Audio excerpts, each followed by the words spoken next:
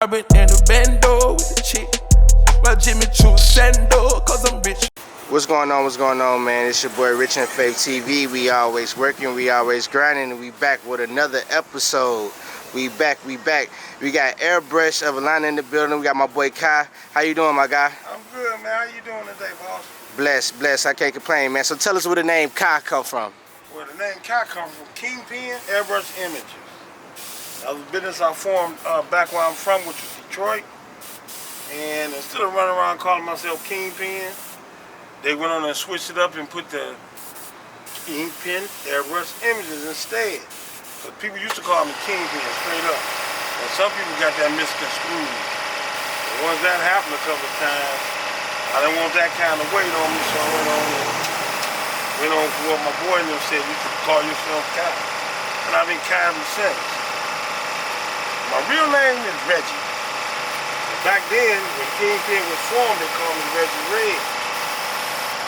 Up in the D. And I've been at this for like 30 odd years, over 30 years. That's all I do. That's dope. So when did you discover your skill for being able to, paint brush and, make cool t-shirts like you do? Well, it started out on paper. I used to draw a lot, all the time. Matter of fact, the teachers had problems with that when I was in school. Me too. Yeah. And that's where it began.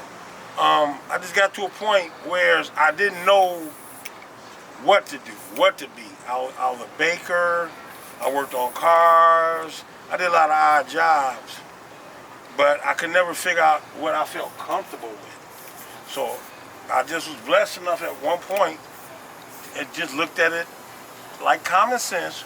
What are you good at? It was real easy for me to create, it was real easy for me to make things. So that's when I started this.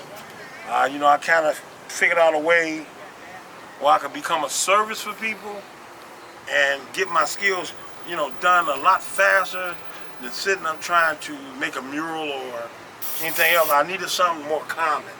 And that's when I discovered, through someone else, another artist, airbrush. And that's when I started my journey. I took the money that I saved up from the job and bought my first equipment. There's a lot to all of that, believe me.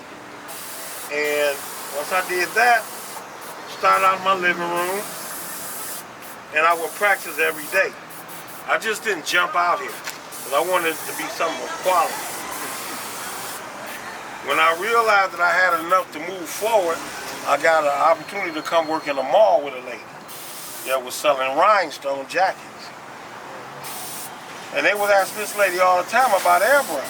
Did she airbrush? So a friend of mine who worked in the mall, he turned me on to the woman. I went out there, and thank God I took my money and bought my equipment. So when I went out there, I was ready. I mean, I had the stuff I needed, and I had the customers that I needed when I got there. And I've been at it ever since.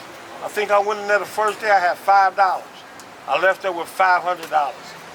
I never looked back at it. With all the new technology they have now when it comes to graphic designing and building t-shirts and making t-shirts, how did you make your adjustment with the airbrush game? Okay. I look at the tools of technology like this airbrush. It's about how you use it. You could take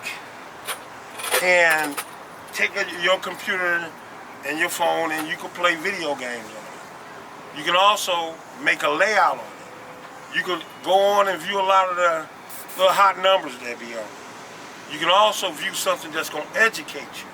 So technology is about how you use it, but it's all a tool. They took everything that the greatest of us have done as artists and put it in one place where you can gather that information and use it to your advantage. If it's something as an artist that you don't know, like a certain letter style or font style, well, you can go on the computer, find it, look at it, and it gives you a guideline on what you need to do. So it's about how you look at a computer. It's about how you use your phone. It's about how you use your life. We're technology in itself, and we created technology. So I'm a tool for other people, and a lot of us are. I mean, it's just about how you approach it. You know what I'm saying? So a lot of guys that was in the sign painting back then, they feared it. But I didn't. I rolled with it. Because that does not grow is dead. So you got to grow with your time or die. You know what I'm saying? And I ain't trying to die, so I got to grow. And that's how I am with everything that I do. I was never afraid to use a computer. But I could name a gang of guys who are. You know, they feel like it takes from them. Really, if it wasn't for them, the computer wouldn't exist. So who's the better? Ours, right here, our computers. We created something that mimics what we do, but it can't stand or think for itself as of yet. That's how I feel about technology. That was a good question too. Appreciate it. So I met you a year ago, and you were doing some work for the Atlanta Falcons, creating shirts, spray painting the logo. How do you land those type of situations? How do you get yourself out there like that? Well, again, I use that tool called social media.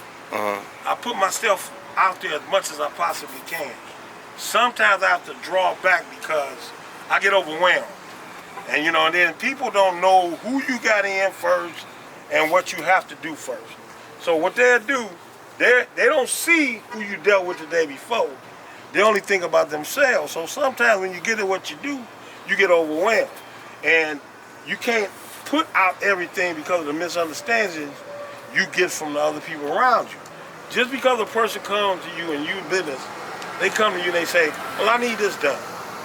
And I need this done, and could you do it? And you give them a time. Well, I mean, that's for those who are going to get into this sooner or later or whatever they do. That person who you're dealing with at that time does not know what kind of things are on your plate because they're not with you 24/7. So sometimes, even me, I get caught up in not, okay, stay still. I get caught up in not telling, and I shouldn't have to, that, hey, I got this going on too. They might double back and say, hey, or the next day come back and say, well, you done yet? And I told them Thursday, it's Tuesday and they back, it ain't Thursday. So they upset because you ain't got on they project.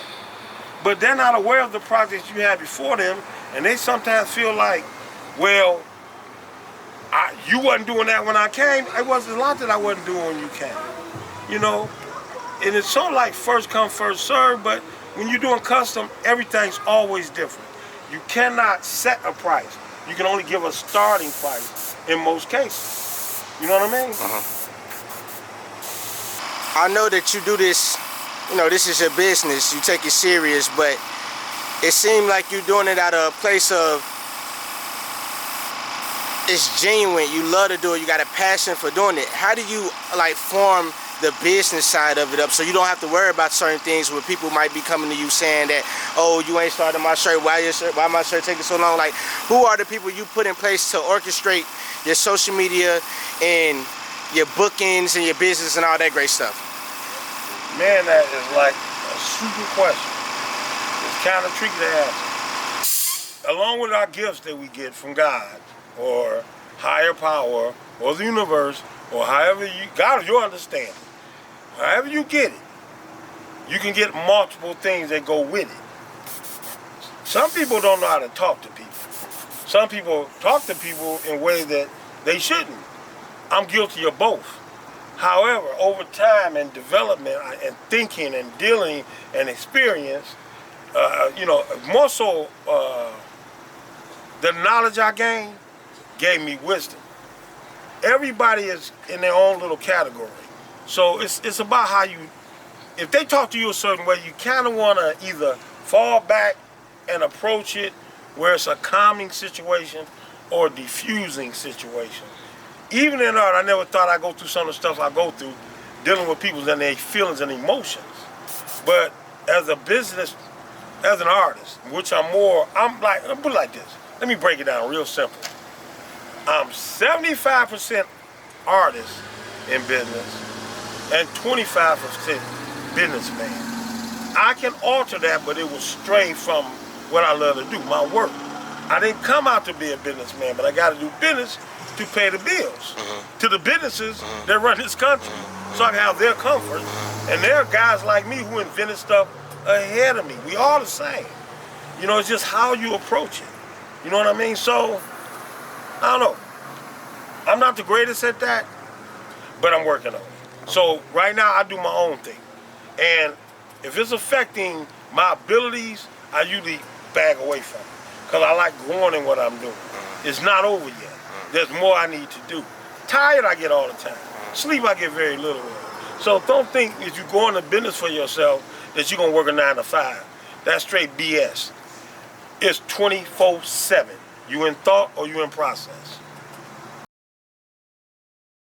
For somebody that want to get into this airbrush business, give us some do's and don'ts. Buy quality equipment. That's a do. A don't is buying stuff that's going to break not long after you get it. And that was never made to fully operate over longevity. I used to bicker about equipment at first, but I learned early on. I bought this one airbrush. I ain't going to say the name of it. And it was just a problem. Every time I went to use it, I had all kind of issues, and sometimes I would never get it to work, which I got frustrated. Once I got frustrated, I didn't want to do it no more. So try to get quality equipment and research what you get. The information is on the internet. It's another thing we didn't have when I started out, is the information off the internet. But now that it's here, you can pretty much find out what's good and what's not. So, and then another thing, quality paint is important. Okay, a quality compressor, you know, and having enough air pressure coming out of that compressor to push the paint that's coming through your airbrush. A lot of guys start out and they work like mud, spotty, just a doo-doo. Okay, so you don't want to get stuff that pushes like that. And don't be afraid to reach out to other artists that have more experience and gain more knowledge. Some will withhold knowledge from you. God bless their heart, but I'm not one of those. I've taught a lot of people, and I'm always open to teach people something that I've learned. You know what I'm saying? Because in order to keep what you got to give it away sometime. You got to spread it. Each one teach one. And we become better at what we do. You know what I'm saying? I'm one of the best at this out here, especially on the urban tip. But I'm still learning. I'm still advancing. It doesn't stop. With all this new technology, man, how far do you see a paintbrushing company going? Good question. I would say it's going to be like a lifetime venture. With all the knowledge that I've gained over the years on what I do, the different facets that I deal with, there's going to always be something to do. And if there ain't nothing else to do, then it's time to teach. Okay? I'm consider myself the best technology that God produces is us, people. We create technology from the technology that was installed within us. Okay, so we can always innovate, change, alter, and everything else to make things better. There's always going to be something new coming along, but it's really not new.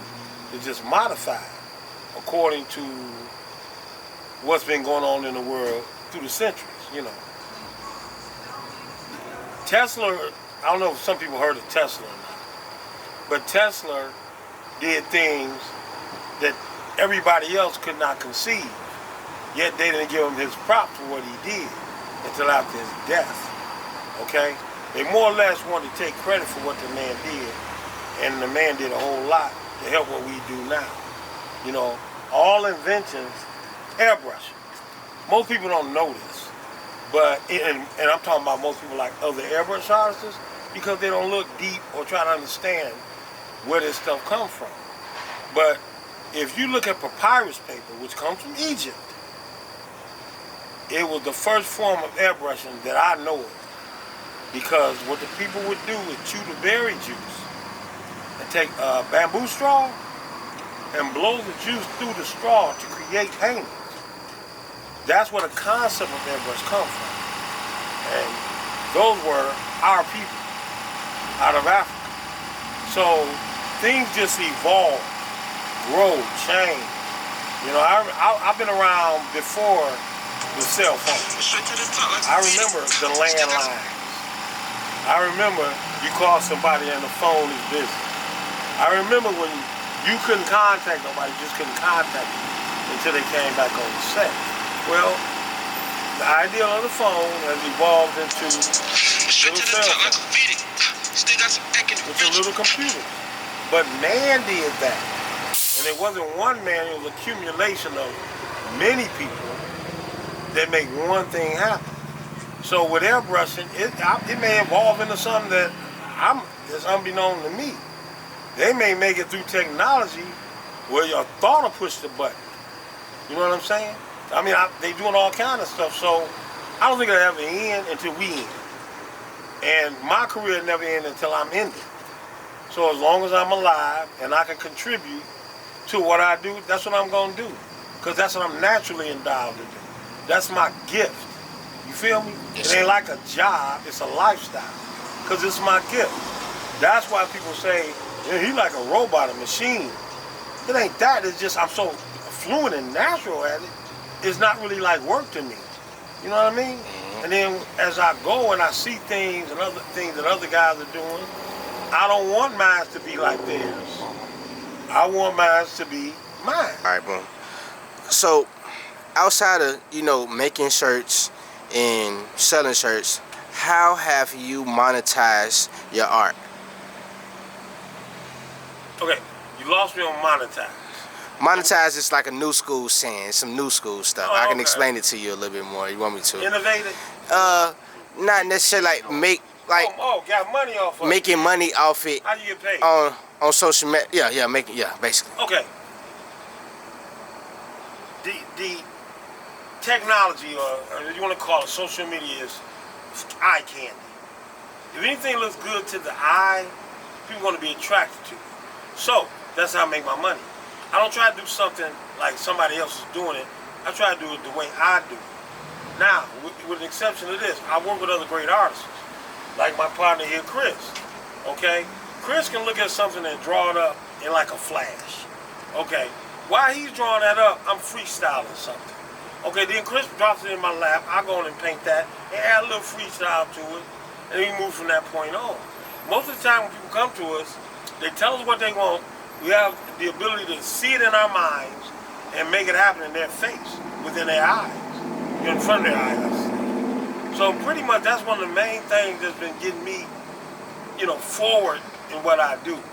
And not to mention the fact that it feels so natural, it's not really work to me. It's a social thing for me as well. This is how I socialize. If there was a party and somebody invited me to it, I would ask them, can I bring my brushes and do something while I'm there? Because I ain't really up for dancing. I usually get turned down anyway. I don't know, man. It's bad. But anyway, I have something that I can offer the world, and if I didn't have to pay bills, I'd probably give it away. That's serious. If I didn't have to pay bills. I'm just a giving, free-hearted, gifted guy. So I'm sorry to intervene, but with you loving what you do so much, how do you not let your passion for something get away of your business for something? Well, what's more important?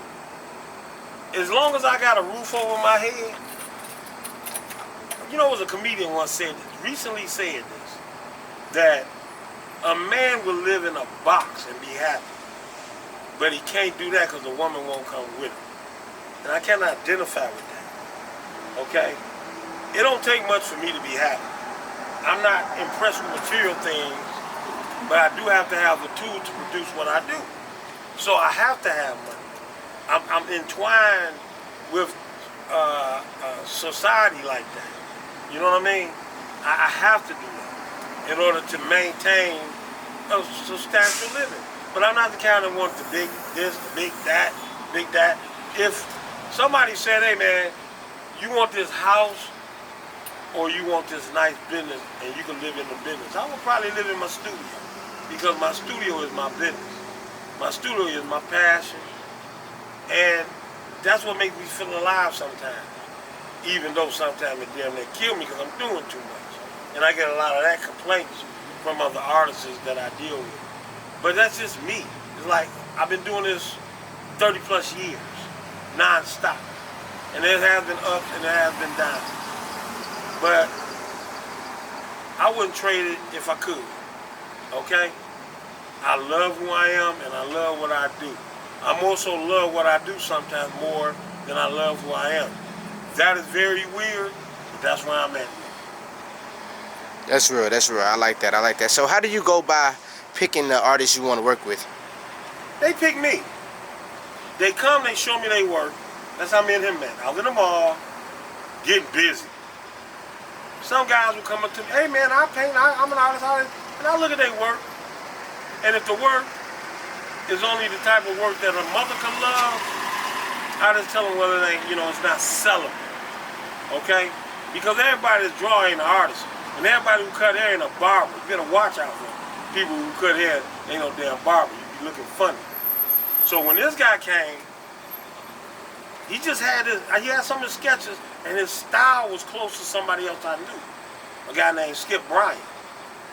And I took on to him. We took on each other. I showed him a few things. He advanced in everything I showed him. Hell, I showed him how to use a photo program. Now he's showing me how to use a photo program. You know what I'm saying? So he advanced in that beyond where I was.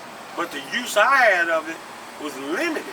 But he went to unlimited use of it. Now he creates logos. He got a degree. He went to graphic school and could teach the teacher things. But he had to respect the teacher's position for him to graduate, and I understand that. So, all of us have some type of natural ability, like the ability for me to communicate in this interview. Everybody can't talk. They'll be like stuck. I don't get stuck because I feel like I know what I'm talking about.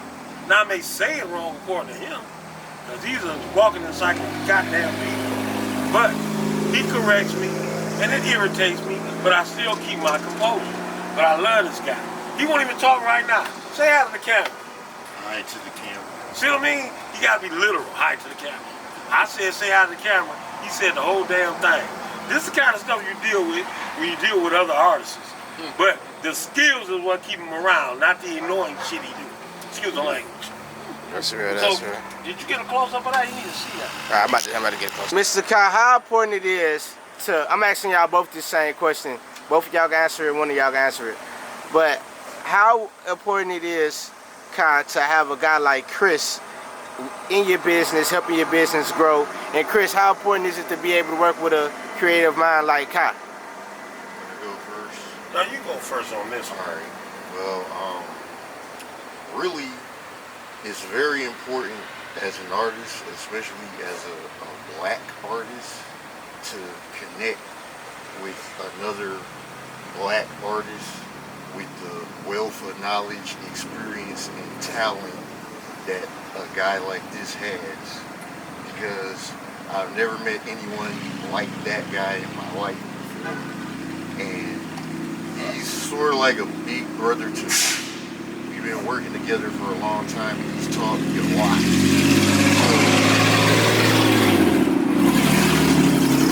I was trying to figure out how he got that loud, that damn loud. Say, get him off.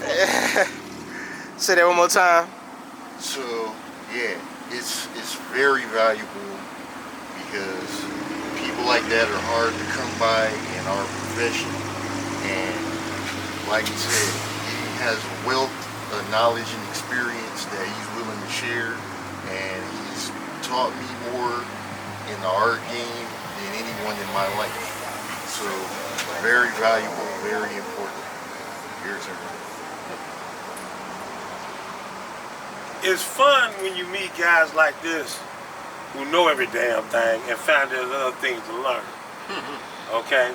Chris is one of the best I ever worked with. He has a sense of loyalty. He harnesses me in certain ways. He's like, man, you're going too far. He makes me aware of things that I don't see, but he sees as a danger to me or as a mistake being made. So to me, artists bounce off each other. The better artists of the world are the ones that worked in the community of other artists. Some of the, even if you look through history, it's those of us who do. I don't like school that much either, but I had to go. But if you look at it, a lot of the greats, what they call them, the Renaissance artists, Yeah. they knew each other. Right. Marvel knows DC comic artists, okay? But look where they've gone. They came from a comic book to movies.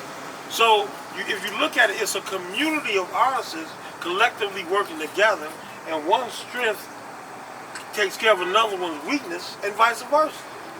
So as a people, it's hard for us to work together because of our trials and tribulations and the things we have to go through as individuals to maintain. Okay? We have a history as a people in America. So we can't be blind to the ripple effects of that history, which makes it harder for us to work together. You know what I'm saying? So, yeah, I mean, it's deeper than what we think, but when you got a creative mind, you got to harness that ability to think and put it through your hands onto whatever surface that you're working with. And that's how I look at it. It may be impractical to some, but it's common sense to me. Common sense. That's it. That's dope. That's dope. So, man, I appreciate y'all taking the time out y'all day to do this interview with us. I gotta ask y'all one more question before we leave. Well, yeah, question. What would be some advice you would give two young guys like yourself that's working with each other? What type of advice you would give them to, you know, move ahead and go ahead in their career with what they do? My biggest advice would be beware of your own ego, first of all. Listen to learn. And if you don't know how to listen to learn, learn to listen so you can learn. Listening is an art in itself. You can hear people, but are you listening?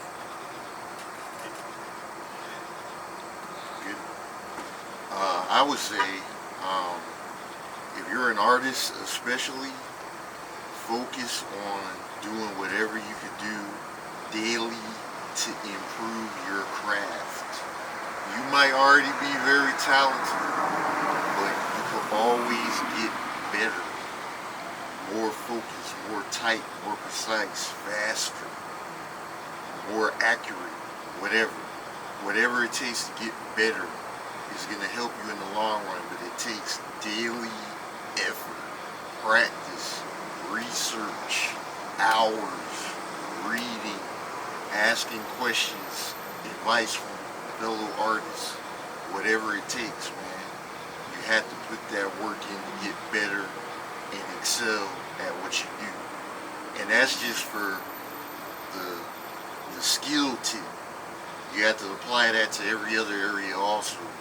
But if you're an artist, most definitely, you got to work on improving your skills on a daily basis. And I like to say this, on the strength of what he's saying, practice makes better. Nobody's perfect. Perfect you can only strive for, but you'll never be. But strive for perfection, and perfection comes through practice, and practice makes better. And there you have it, man. It's your boy Richard Faith TV. I got the paintbrush guys in here, the top artists in Atlanta. And shit, we out, man. Thank y'all for doing this interview with us. Thanks to you, man, for talking to us. We feel better now. That's blessed. That's blessed. That's blessed. Hopefully a lot of people come get some shirts from you all. That's what we doing there for. Y'all. Bring it on. Don't be scared to step up now. I got you. Yep, we out.